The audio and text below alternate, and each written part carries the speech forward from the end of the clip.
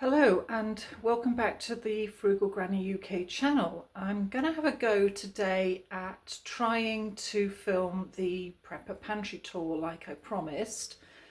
I still haven't quite figured out all the technological aspects. I mean, at the moment I am filming myself back to front in a mirror propped up against the kitchen work surface by the sink, just so that I know that I've got myself in the frame, so that when I turn the camera around to film the kitchen cupboards and the pantry, I won't have to stop and join clips together, which I still can't do. My name's Ali, I'm Frugal Granny. I'm a 64-and-a-half-year-old semi-retiree, and I retired from my office job yesterday. I need to be able to talk to you before I start and say hi and welcome, which you are. And then now I'm going to flip the camera around, make a little tidy cut later, and show you the kitchen cabinets. Right, welcome to my kitchen. It's quite a sizable kitchen. It's not the largest kitchen I've ever had, but it's my kitchen and I love it. This is the original bit of the Victorian house, the off shot, and this chimney breast here that you can just about see that's now tiled over would have been where the original coal or wood-fired range would be. That's a chimney breast. It's a supporting structure, so it couldn't be taken out. So these wonderful, wonderful cupboards that you see here that look like they could hold enough food to feed an army are in actual fact very shallow, and they don't hold very much. And the same with these cupboards down here, they don't really hold very much. So I've had to be quite innovative in storing my foodstuffs and my crockery and cutlery. Anyway, let's just go over here and start above the door. That is effectively my spice rack.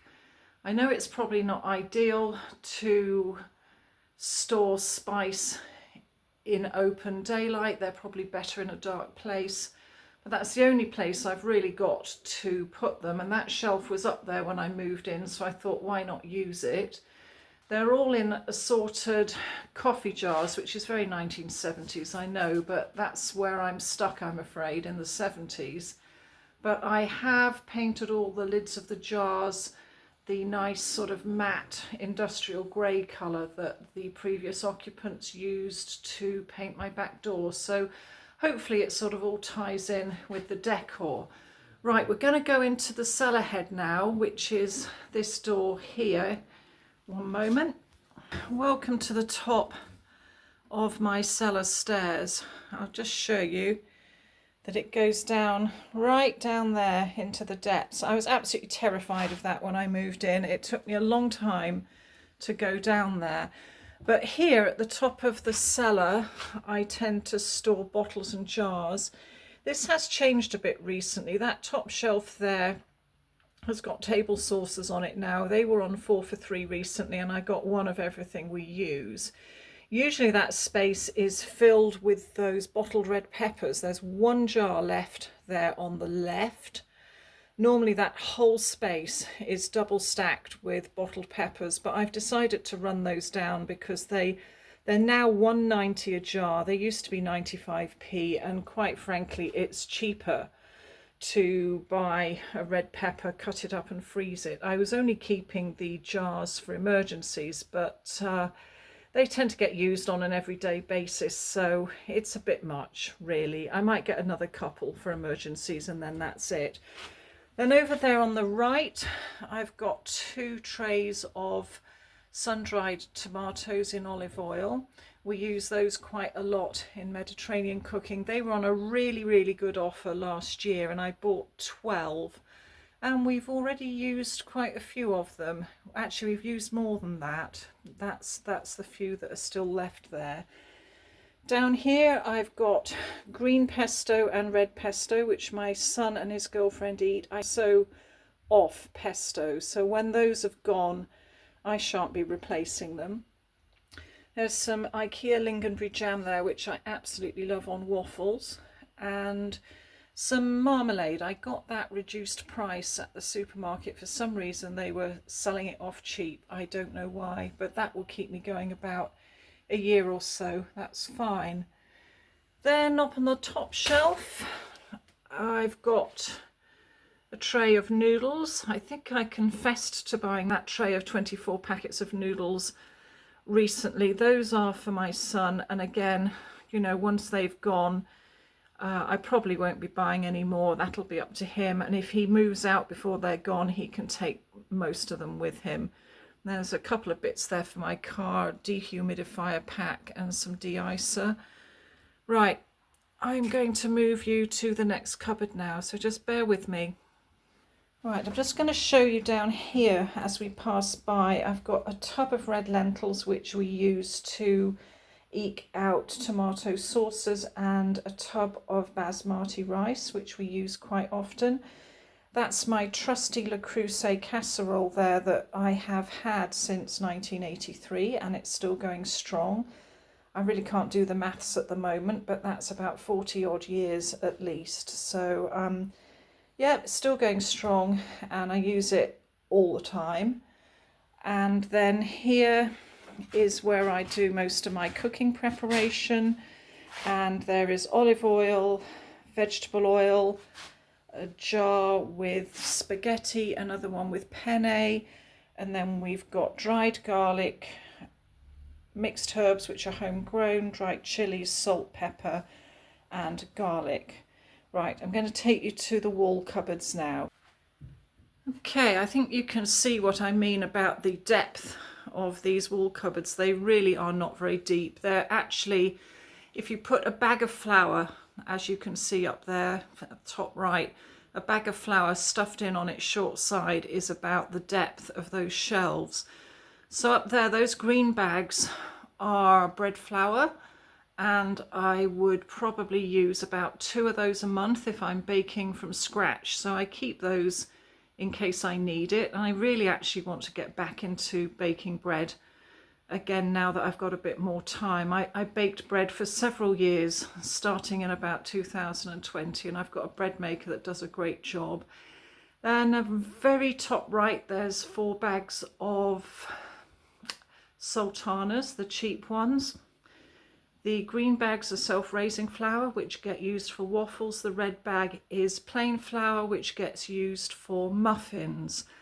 There's then a bag of rice pudding rice, some mashed potatoes for emergency, a jar of cocoa that goes in chocolate muffins, some custard powder.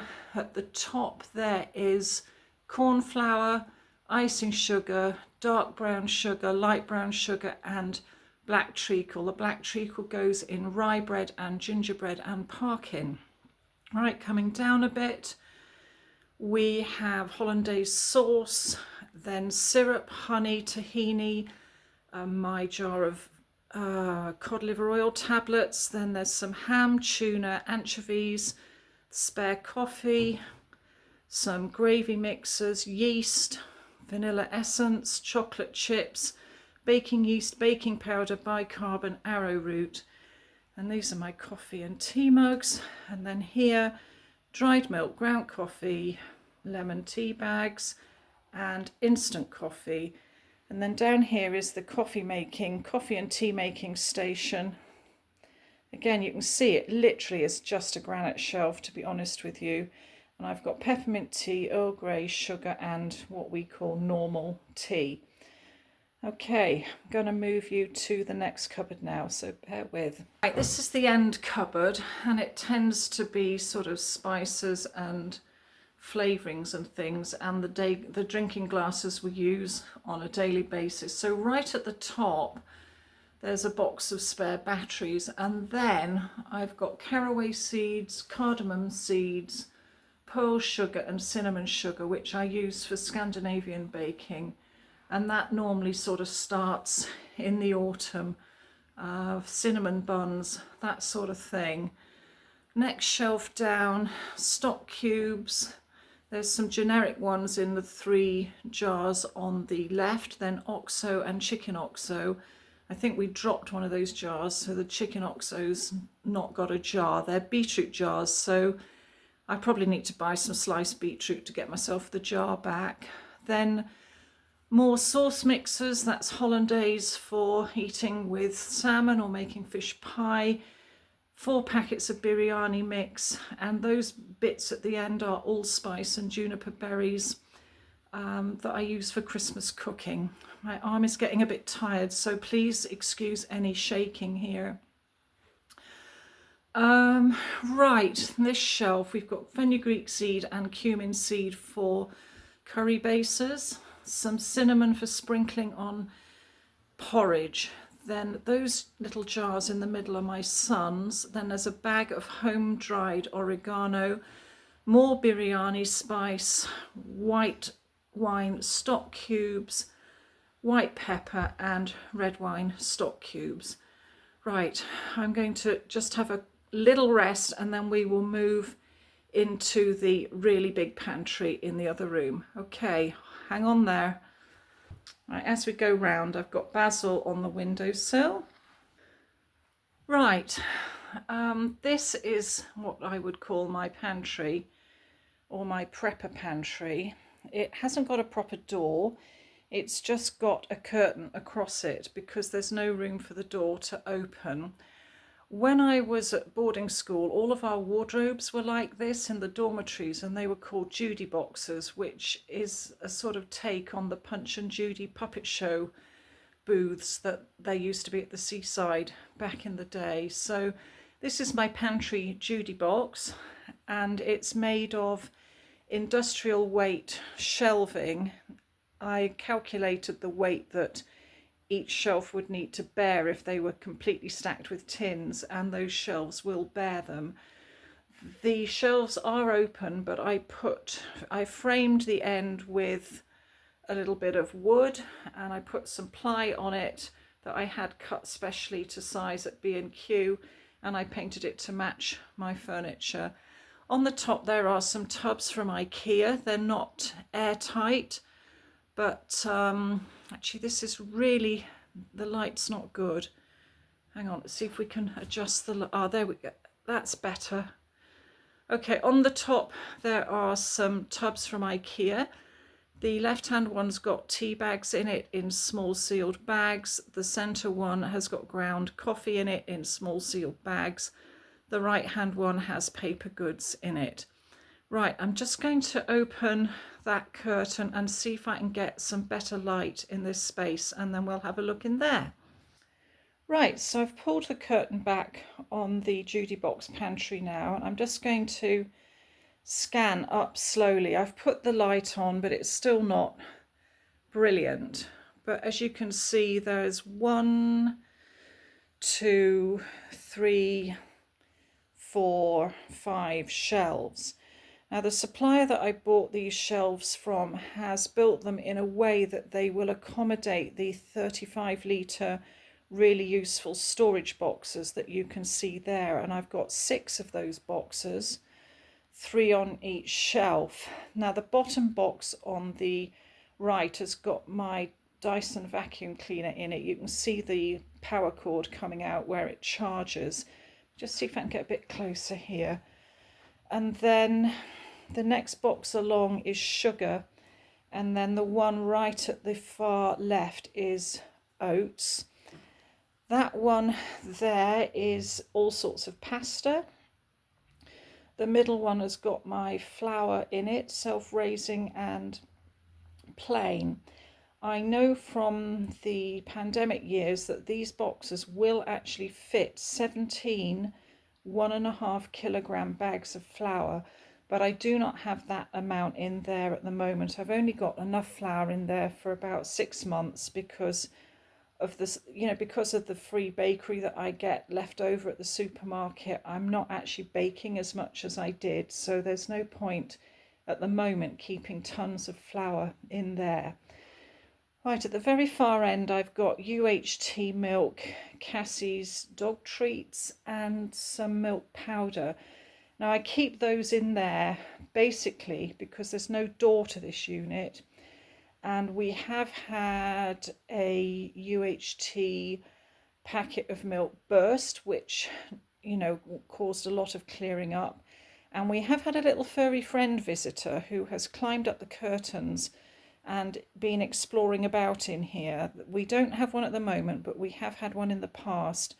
And so because the milk and the dog chews are not in, they're not in tins, I've put them in that plastic tote to protect them from any nibbling.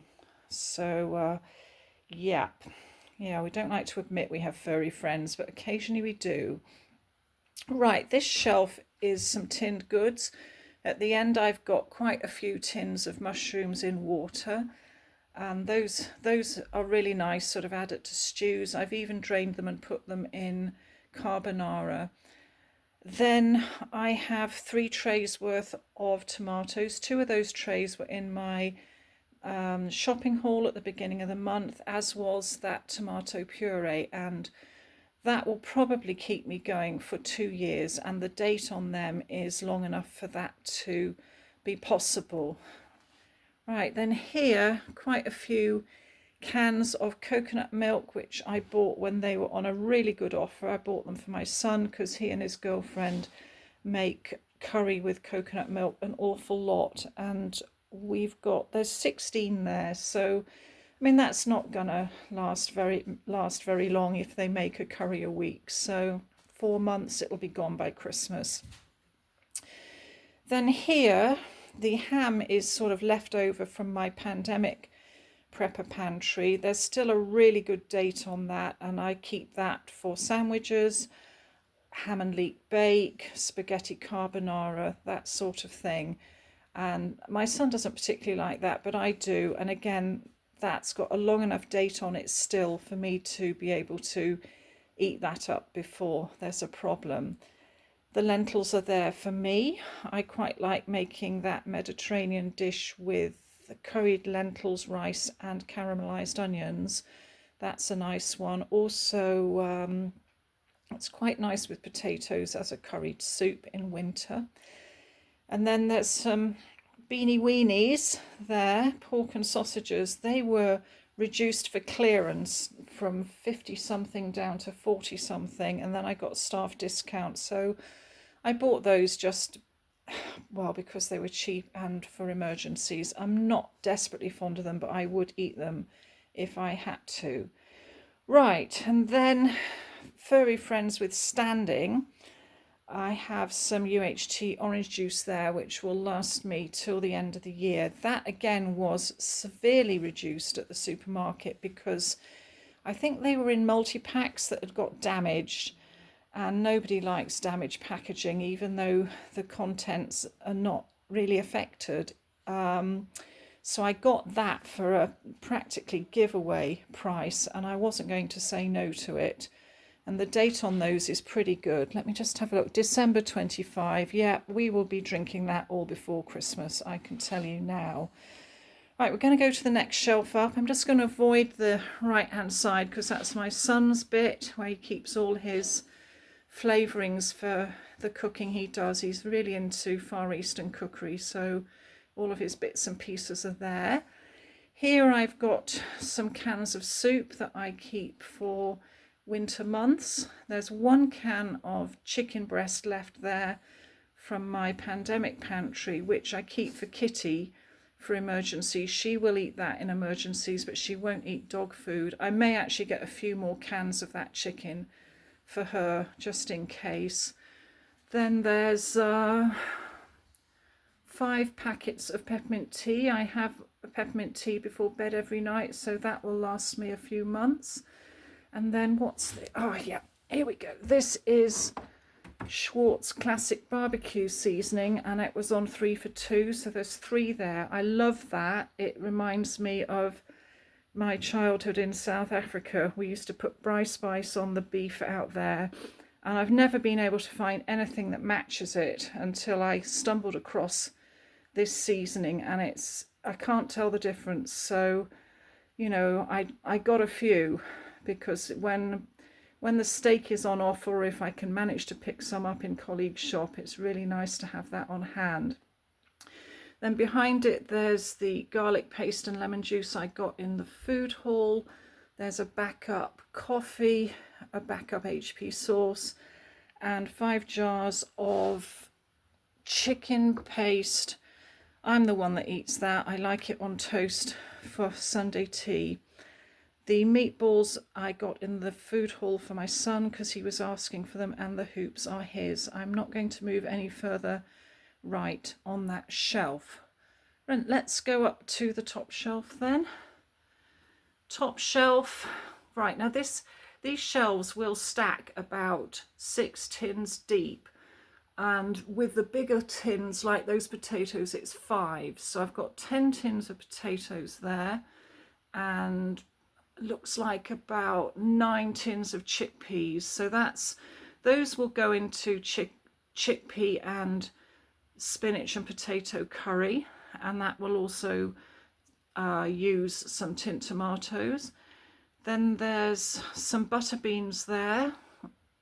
I think that one's a little bit off center, so it is actually just 1 row of butter beans. I like that in rice with chorizo for sort of Spanish style dish to eke out chicken. Then there's quite a bit there of tuna fish pie we make. It's like a tuna bake. It's good in sandwiches and baked potatoes. The sweet corn goes in the tuna fish pie. The sweet corn also goes in chili, which is why it's sat next to the kidney beans and black beans, which also go in chili. And then those black olives at the top, they're for me for the summer. I like those in Greek salad. My arms are really hurting now. They really are holding this up. Right, loads of baked beans. Some of those were in the haul at the beginning of the month. Then peaches, corned beef, chicken in white sauce, carrots and rice pudding. And that's my food processor that I use for pastry or for making breadcrumbs and things. Right, I really am gonna have to put this camera down now because it's hurting. I'll be back with you in a minute. I'm not sure I've got time in this video to explain my philosophy and my experience about prepper pantrying, but there is quite a history behind it, and maybe in one of the coffee and catch-ups that follow I might just touch on that, just to give you some context as to why I have all this food in my house. And I'm telling you now that this is nothing compared to what I've had in the past, and I have seriously been running it down over the last 18 months, basically because I know that the best before dates on some of the stuff is approaching, that my son is possibly going to move out at some point, and I really didn't need to have all that food in the house. Anyway, I'm going to stop talking now because holding this camera up is really beginning to make my arms ache. I will try and answer any questions that you put in the comments, but I think what I might do is record the questions and save them up to do a more face-to-face analysis talk later on. Anyway, thank you for dropping by. Bye-bye now.